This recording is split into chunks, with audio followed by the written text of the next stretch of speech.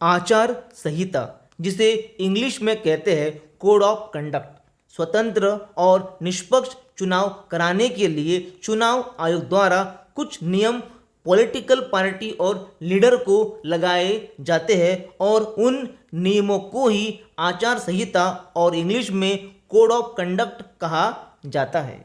1960 में पहली बार केरल विधानसभा में आचार संहिता लगाई गई थी।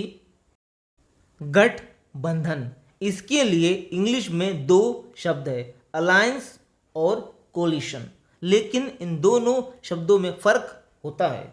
जब चुनाव लड़ने के लिए दो या दो से अधिक पार्टियां एक साथ आती है तो उस गठबंधन को अलायंस कहा जाता है, और जब किसी एक पार्टी के पास पूर्ण बहुमत ना हो तब सरकार बनाने के लिए दो या दो से अधिक पार्टियां एक साथ आती है तो उस गठबंधन को कोलिशन कहा जाता है। तो चुनाव लड़ने के लिए किया गया गठबंधन होता है अलायंस, और सरकार बनाने के लिए किया गया गठबंधन होता है कोलिशन। MLA मतलब member of the legislative assembly, इसे हिंदी में विधायक और मराठी में आमदार कहा जाता है, और ये बैठते हैं विधान सभा में।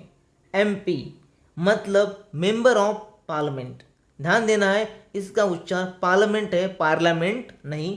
तो MP मतलब मेंबर ऑफ पार्लियामेंट, इसे हिंदी में सांसद और मराठी में खासदार कहा जाता है, और ये लोग बैठते हैं लोकसभा में।